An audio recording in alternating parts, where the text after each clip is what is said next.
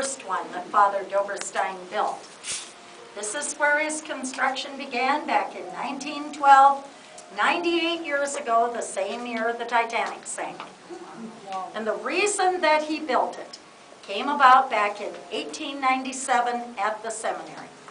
It was just 2 weeks until he was to be ordained a priest from there, and he nearly died of double pneumonia. Penicillin hadn't been invented at that time, so they didn't have medicine that they could give him. Back then, when people got pneumonia, they usually died.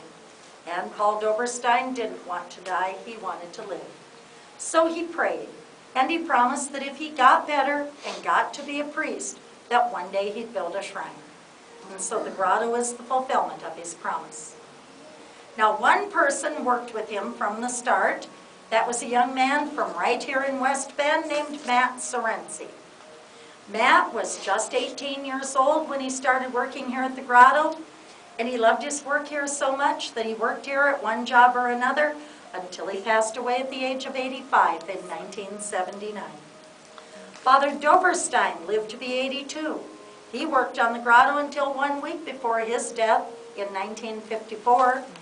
Then Father Graving had been sent in 1946 to be the assistant priest. He finished the grotto and stayed until his own death in 2002 at the age of 81. So they were the three main builders, they were the three in charge, but they were assisted through the years by hundreds of volunteers. Now this grotto is called the Grotto of the Trinity because the front is built in 3 sections to symbolize the Trinity. And we see Mary standing straight ahead. She's holding her son Jesus out to us as if to say, take him, he's yours. Because he was the promised Redeemer God had said he would send. Above her head is a large star. Follow that on up, past that upside down capital A, and you'll see a small area of light red rock. Spelled out in white stones on the red rocks are the letters A-V-E, the word Ave. Now that looks upside down to us.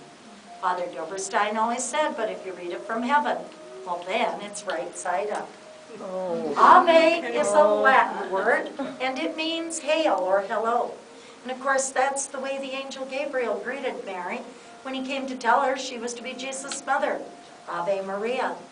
The stained glass window that you see in this section shows that annunciation. And that window was also made in the Bavarian section of Germany because the artists there are known throughout the world for their work with stained glass. On this side is a large cross. The gray wreath above it represents the crown of thorns.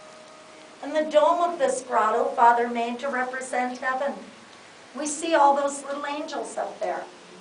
The statues of the angels and the rest of the statues here at the grotto, except for 2, were all made over in Italy from white Carrara marble. And that is the finest and hardest marble in the world. Well, Father Doberstein not only enjoyed working with the rocks, he also liked hunting them up. So he traveled throughout the lower 48 states to gather rocks for the grotto. He started going in 1900 with his horse and wagon. Then he would go on the trains and he'd send his rocks back here in train cars. And still later he used trucks. Father Graving also did rock hunting. He sent his rocks back here in train cars and trucks. It took a total of 80 years to build the grotto from start to finish. Wow. 1912 to 1992. And during that time, a little over 100 train car loads of rock came to West Bend. Nobody counted the truckloads or the wagon loads. And also nobody went overseas hunting the rocks from the other countries. Father Doberstein ordered those. He knew rock hounds around the world that he could keep in contact with, plus he spoke 6 languages fluently. So he had no problem ordering the rocks. Now back here in the corner on the wall is a chair-like structure, and this represents the seat of authority. And then here are the keys of St. Peter for unlocking the gates of heaven. The black stole symbolizes the priesthood and ministry. Way up is a large white chalice. The picture of wheat symbolizes bread. The picture of grapes symbolizes wine. and the three together represent the Eucharist or Holy Communion. I have a question. What are those letters down there? 'Cause I can't read Okay, them. that says Ave Jesu. Now, the bottom of the E has been cut off because the flora in here has been changed twice.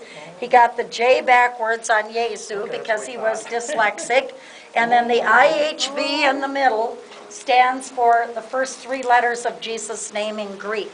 And it has become a sign for Jesus. Well, then we'll go out this way in front of the statue.